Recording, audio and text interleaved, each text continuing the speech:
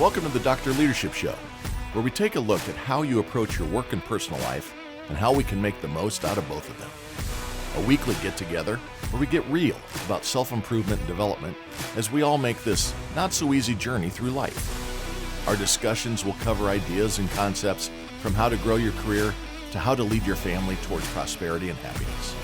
We don't pretend to know it all, and the doctor is the first to be vulnerable, discussing his own weaknesses, both past and present. This is about growing together and having some fun while we discuss what is happening in the crazy world we live in and how to make the most of it. Let's strive for awesome together. Let's get after it. Hey everybody, welcome to another edition of the Dr. Leadership Podcast. Hope you're having an awesome day. I'm having a wonderful day. I'm actually on PTO, paid time off today. I took Friday off too, so I'm recording on Monday.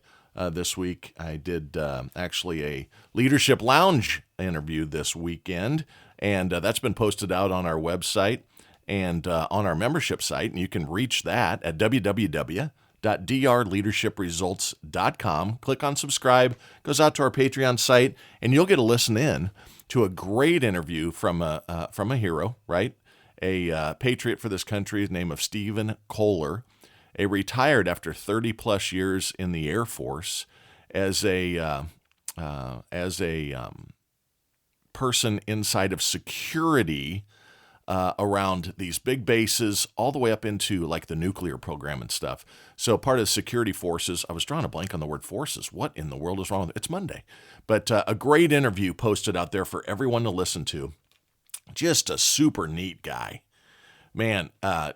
Totally got his life on great track. And I didn't know this, but after 30 years in the Air Force, you have to step down. So he has retired and is now out there getting ready to take on the real world outside of the military, and is going to do just awesome. I know whatever he finds to do. But some great stories. Talks about his bases, spent 16 years overseas. Great interview. Go out and check it out again at Steve Kohler. 30 plus years in the security forces inside the United States Air Force, and God bless him. We appreciate your service. Also, feel free to give us an email. Let us know how we're doing. Give us some feedback. Haven't had any feedback here in a week or two, actually, so send a note, man. Help a guy out here. I can be reached at drleadershipresults@gmail.com. Let us know ideas that you have for the podcast. Let us know, hey, that sucked. Hey, that was awesome. That resonated. Didn't like that one. Change your hair color. Whatever you want to tell me. Just give us a message, and we'd love to interact with you. So today, I took a couple days off because I'd been like 8, besides the holidays, and that was busy too, but it'd been like 8 straight weeks on the road. Just murder. And I've got a week, 10 days here of respite, and then I'm back at it hard through the end of our fiscal year, which ends March 31st. Got some analyst engagements and some VIP events coming up. And then off to Europe, actually, in May and early June for some meetings over there, which will be exciting, and then hosting some great events back here in early spring. But took a couple days off following a great week out in my Boulder facility, training up and leading some training, not me training. I'm going to talk about what I did out there, but bringing some of our best and brightest out there to keep on trying to improve and working on development. And I'm going to use some of that story and some of what happened this last week and 2 weeks before that. I'm bringing it out in 4 groups I've talked about a couple times. But it's a good piggyback off of last week's episode, which was on enthusiasm. And everything in life is better with a positive attitude. There is no doubt. There is no way that the ho-hums and the woe-is-me's are ever going to get you anywhere in life. There are some people that are just built for complaining. I've said before, they could win the lottery and they're going to complain about the taxes. Here's $1 million. You got to give $300,000 to the federal government. What a bunch of crap. Hey man, you're walking out with $700K for that dollar that you spent along with that donut. You need to cut back on the donuts. And you're complaining about this thing. That some people just in life are that way. So I want to talk a little bit about how I can piggyback off that enthusiasm and push onward with that topic. Today, I want to talk about that week last week and tell a true story about my early career that is really stuck with me. And I told this story out there as well with all these folks. And let me just kind of get into it here. So last week I had my most tenured, and that's air quotes. That means we're a lot of gray hair in the room. A lot of gray hair in the room, and a lot of very successful people in the room. But I had my most tenured sales force in for a few days of training. Now, like all of you, I'm sure my business is no different. I'm riding on this rock, spinning around the sun, same way you are. And all of us are fighting this all the time. But what is happening in my business right now is a rather large transformation that has been going on for quite some time, but it's speeding up dramatically right now.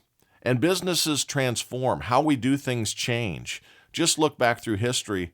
Look at the technology in our hands. Look at how we go to market. Look at the cars. Look at the homes. Look, things are constantly changing.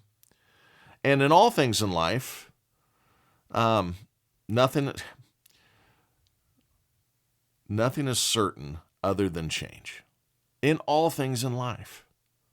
What we have to do today to be successful will not be what is required down the road. The market moves. The game changes. The requirements are different. The world continues to get more, and this is a tough thing for me to say, more educated. Not really, man. We're proving a lot of times that we're not more educated. More opinionated. There's more data in the world. There's a lot of false data in the world these days too. But it's going to keep on changing. And you got to keep up with this stuff. So what happened in my trainings is it was a 3-day event, came in the first night, little welcome dinner thing, and then a full day the next day, a full day the next day, and then everybody peeled out. One of the groups actually stayed behind on these 2 new mega products we got going on, stayed for a 3rd day. But I kick these things off each day and each session. One is I'm always interested in what I have to say. I enjoy being in front of people, and I got some good commentary from people too, and I appreciate it. I don't do it for those positive comments, but at least I was resonating with a few, and maybe the ones that thought I was a complete idiot decided not to tell me that. But so I kicked off each day of the training with some what I hoped were inspiring words, right? Again, a very tenured, air quotes, old group, and I say that tongue-in-cheek. I'm the gray-haired guy in the room too. They're definitely set in their ways. And a lot of it's due because many have had tremendous success over the years. They've been good, made a lot of money, sold a lot of stuff, not taking anything away from that. What my focus as a leader is what's coming over the horizon. So these folks, because they've been, and this isn't everybody, but I'm making a generalized statement not about my people now, but about all salespeople that have been successful. Many are very myopic, right? Many are one approach type people. I've done it this way forever. This is what I'm going to do. Well, that was good for everybody that was shooting bow and arrows until the repeater rifle came into play, right? I mean, that was good for everybody that fought with swords until cannon were invented. I mean, just pick your analogy here. Things change. What I need of all of my teams are people that want to get after it. Even when it requires different, difficult, uncomfortable, and new approaches. And this is very important in all of our lives, business and personal. You've got, Gretzky said it, got to skate where the puck's going to be. What he meant by that is you got to go where the future of the game is. Don't sit in the present. If you stand still on the ice, the puck is past you, the other team scores. If you skate where the puck's going to be, you're either going to score or you're going to prevent a score by the competition. You got to skate where the puck's going to be. So let me get back to my attempt at inspiring. So what I needed to get out of all of these people, these tenured people, is a willingness to engage here and to understand that they maybe don't have it all quite figured out the way they think they do. They might have had it figured out, but do they have it figured out today or tomorrow? The answer is not. Same for me. I don't have this all figured out. I do this every week because I'm trying to find my way. I'm trying to speak about things that I know I need work on. Because see, when I say them out loud, it drives greater commitment. So I go back and I cook the first day off, and I kind of tell everybody, hey, this is about growing. This is about personal development, and kind of drive it. And then the second day I thought, I need to tell a personal story here so they kind of understand what I'm talking about here. So I'm going to take the Wayback Machine back to 1990, 1991 maybe. I was trying to think of this the other day. Long time ago, 33, 34 years ago. And I was cutting my teeth in my career. I was selling copiers door to door, 100% commission. I've told this story before. I traded in an IROC Z28 and bought a Chevy Astro van so I could remove the second bench seat, so I could carry around my own copiers and fax machines on a Furno Salesmaker collapsible gurney that they use at the morgue with bodies to carry copiers around and try to sell these things. And I really thought it was going to be 12, 18 months of padding my resume, go out and get some experience, sell a few of these things, keep on pumping. Life was pretty good. Rent was $325 a month. I was living with a buddy of mine. He bought a house. I kept paying him $325 a month. That paid half his mortgage. Life was pretty good. Fridge was full of Bud Light, right? Beer. And weekends, I had things I could go do. Went on little vacation trips here and there, go see concerts. Life was good.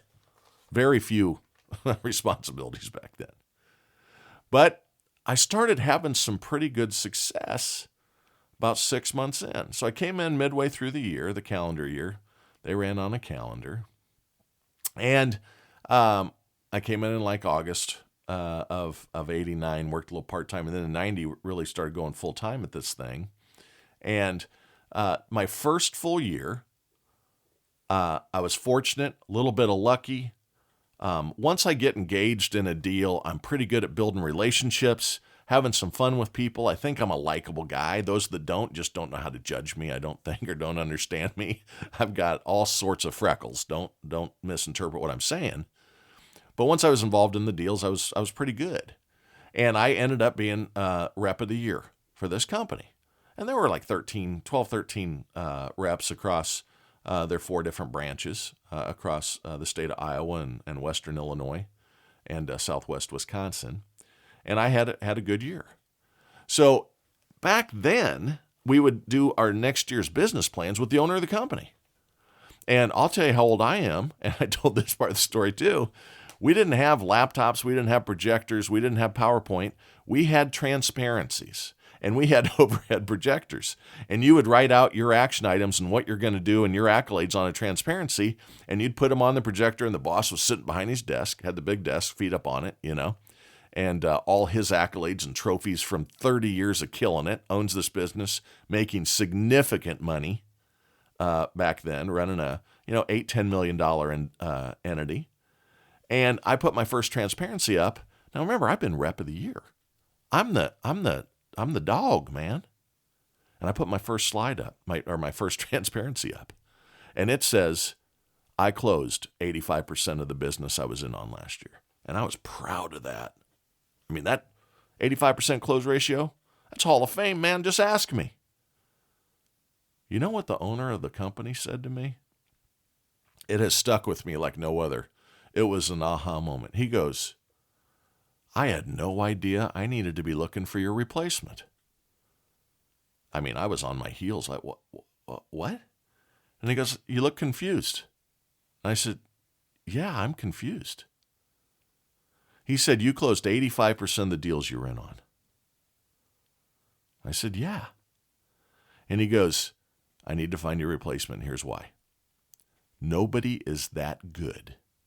Not even me. I'm like, what are you talking about? I mean, I get in a deal, 8.5 out of 10 times I walk out with the paperwork, man. That's killer. And he goes, no, see, what you don't understand, let me walk you through this thing. What do you think the Xerox rep made last year? I didn't work for Xerox. I worked for a Mita dealer. So what do you think the Xerox rep made last year? I said, I don't know. Bill, the owner, goes, well, I know he drives a BMW, so he's doing okay. Let's just say he I did like $750,000 in revenue that year. Let's say he did $750. You've got an Astro van. He's got a BMW. I think he probably did a little bit more than that. What do you think the Canon rep did last year? What do you think of the Minolta rep did last year? They're all the same reps making a living. He goes, nobody's that good. 85% close ratio is a bad metric to measure against. He goes, what I am telling you is this, and here's the lesson statement. I've said it before, but I'm really focusing on it today.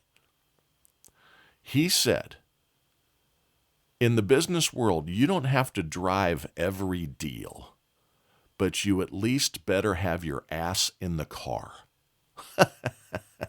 Brilliant. Now, what that means is this. I wasn't in on enough deals. There was stuff going on in my territory, my patch, my kingdom that I'm trying to build, where other reps are cashing checks on me, and I don't even know what's happening, or I'm not comfortable engaging. I wasn't calling on the Xerox accounts. Some of it was I didn't have portfolio to match up, but other stuff I could be selling there. I also sold mailing equipment, fax equipment, everything else. I was great at upgrading accounts, and I brought some zero-base accounts or net new accounts forward. But the point of the matter is that I wasn't in the car a lot of times. I can't ride that deal home because I don't have my ass in the car. You don't have to drive every aspect of your life, but if it's something important that you're trying to accomplish, you better have your ass in the seat of the car that will get you to that goal. That's what today's about. You can be enthusiastic, but if you aren't in the right car, you aren't going to accomplish the goals you're trying to accomplish. This is true of your career as you strive to improve, advance, win. Get your ass in the car that will get you to those results. If it is, I want to be the number one salesperson, and that's what you strive for, ask yourself this. Is my ass in the seat of the car that will take me there? Have you attacked the self-development you need to be the best? It might be new customers. Maybe it's, I got to go out and get more. I'm really good at farming, but I'm not so good at hunting. But to be number one, you got to be a good hunter too. So ask yourself, how many calls or reach outs have I made to make that happen on the new customers? Am I putting my ass in the car to win new customers?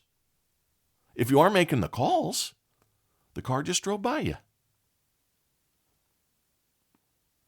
Have you contacted the best new business rep on the team or in your company? Hey, man, you're killing it on net new customers. I'm striving to be better at that. Can you give me a few pointers? Or are you above that? Because you've been successful. You've done some things right. Hey, man, I made whatever, $100,000 last year, $50,000, whatever is good for you, $500,000 last year. Maybe that's good. There's always better. If you're above getting better, you're not going to get any better. If your ass isn't willing to get in the car, you ain't going to drive no deals that get you better. Period. If you want to sell the most of the new product or the new service, have you gotten in the product knowledge car to get you to be able to attain that accolade? Have you gone deep into it? Have you called the product management team and said, hey, man, I want a couple hours or an hour with you to go a little deeper? Why is it the best product? It says on the PowerPoint it's the best product. Do you believe it? Do you live it? Do you understand it? Can you have a technical conversation about it? Can you take people's problems and turn it into a solution? Or are you just going in and giving speeds and feeds? Man, everybody's got speeds and feeds. Everybody's got the capabilities of it, but what's the why those capabilities are important? Are you product knowledged up? Has your ass been in the car to be the best new product salesperson? Maybe you're a sales leader. Maybe you want your team to be number one. What cars do you need to get into and their tailpipes into to ensure that you're going to be number one team? Revenue hides sins, man. You could have one rep doing 80% of your business. That isn't and you could still be the number one team on paper. Is that the number one team? Nope. Happens all the time. You got two heroes and a bunch of zeros. As a leader, are you accepting that? There's one of two ways to fix it. If you believe they aren't the right people, you got to pull the Band-Aid off. You got to get the right people. And if you think they are the right people and have the capabilities to learn and be the best at something, then you got to determine what cars to put their asses in the seats of to make it the number one team. You can't have the 80-20 rule happening and be number one. You can't have 80% of your business coming from 20% of your people. You got to turn your C players into B players. You got to turn your B players into A players, and you got to get your A players to pull their head out of their pompous asses, get it in a car seat, and improve. That's how you get to be number one. Michael Jordan went to practice. Walter Payton went to practice. Name any of the best at anything ever. They practiced harder. They practiced longer. That's how they got to number one. Caitlin Clark, she is blowing up the world, man. I'm a University of Iowa fan. It is so awesome to see. 15,000 people at every girls' basketball game that she plays in. It's unbelievable. She puts up three-pointers from 28 feet and does the fingers down like that's going in before it's halfway there. She's got game. You know why she's got game? Is because she practices with the team, and when the team isn't practicing, she practices by herself. Somebody rebound for her. During the summer, they had a video on her workouts. 300 shots a day, 100 mid-range, 100 long range, and 100 bombs. And she needed to shoot 71 to 73% to call it a good day. She then shoots 100 free throws. Needs to shoot 90% there to call it a good day.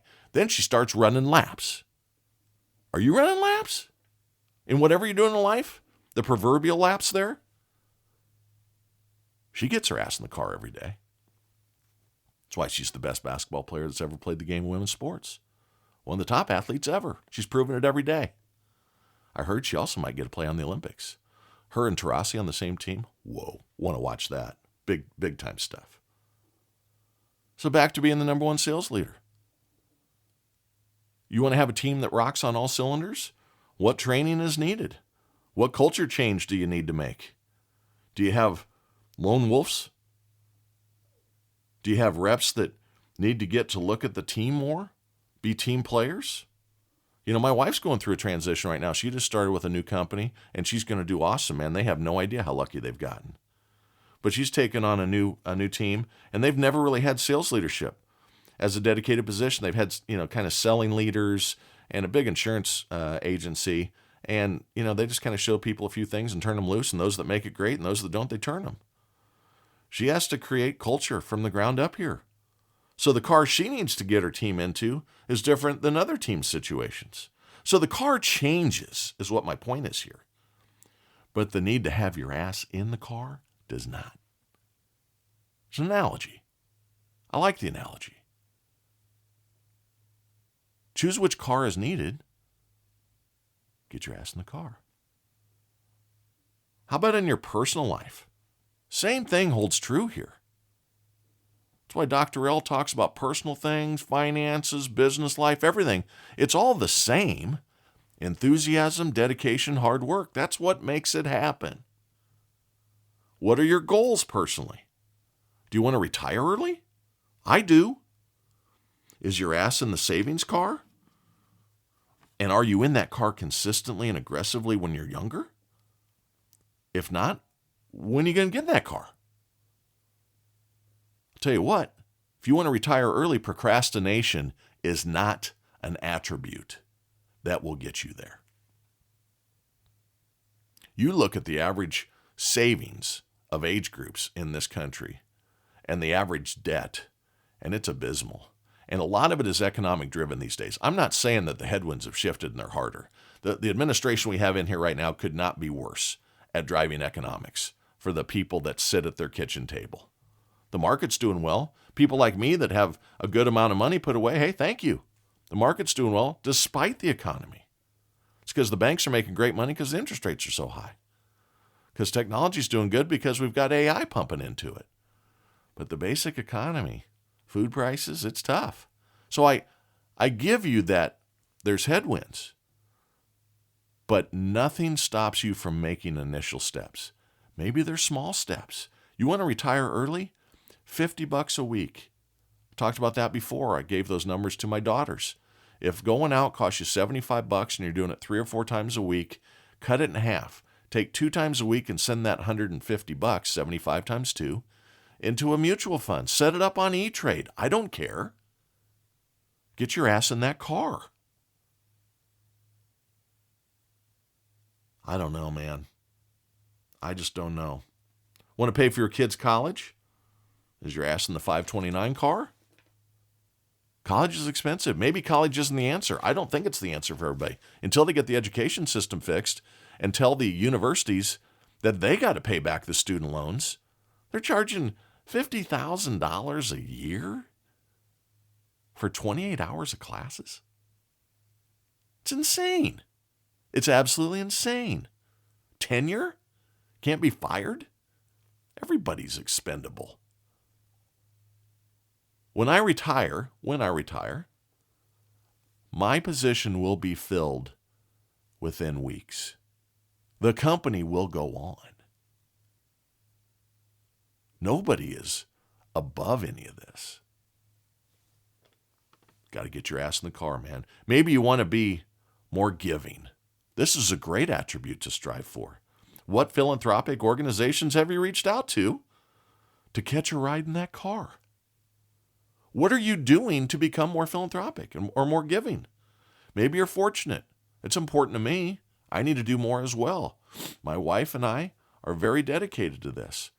She makes sure my butt is in the car many times. She's in charge of that part. I'm in charge of some stuff, like taxes. I'm getting ready to do taxes for the year. She wants nothing to do with that. She jumps out of that car. She rolls out, takes the skinned up knees and elbows and says, nope, because she knows that it's such a mental deterrent for her to look down and see all that money going to an organization that couldn't run a popsicle stand effectively, right? Our federal government and our state governments. Maybe you want to be a better parent. It's your ass in that car. Have you figured out a way to make all the games? Have you figured out a way to build relationships there? Remember, be a father, not a friend when they're younger. And then when they're older, hope that some of this stuff stuck. All of this is about another saying I have used many, many times. Lots of people talk big, but act little. Many people play, poor me, bah humbug, life is hard, yada, yada, yada. What this all goes back to is lots of people talk a good game, but they can't get after it. The saying is this: many people are raring to go, but can't go for raring. And what that means is this: many people say, I want to retire early, and don't do anything about it. Many people say, I'm going to be the best at something, and don't do anything about it. Many people say, I'm going to get more healthy this year, and don't do anything about it. See how this comes about too? It's up to you. It's the old Smokey the Bear, man. Only you can prevent forest fires. Only you can get your ass in the car of whatever you're trying to impact. Net, actions, not words. That's how you get anything in life that you're after. Understand, everyone can improve. You can improve. You can be better. You can accomplish those goals. You can attain those mountaintops. But you got to get started. Get in the car. And once you're in the car, then the directions of that car may change. You may have to get out at the bus stop and get on another bus. Trade in cars, get a new car. Things are changing. And all of this is about self-improvement. Nobody can do this except you. Nobody can make you like I just did this training, had all this expertise brought in to all these sellers. And if they think they're walking out of there ready to hit the cover off the ball with all these solutions because they got a 55-minute presentation on something, they're fools. They aren't getting it.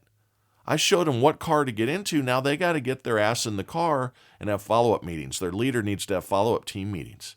They need to get online and look up what's going on in the industry. They need to do a deep dive into their customers and their non-users and start making contacts and relationships. It's up to them now. My company is not responsible for making you the greatest salesperson. My company is responsible for giving you tools that you can use yourself to get yourself to be number one. Same in life. Nobody owes you anything. The tools are out there. The cars are in the driveway, man. Get your ass in the car. Then what happens is you'll be awesome. Then you get to keep that shit up. Talk next week. See ya.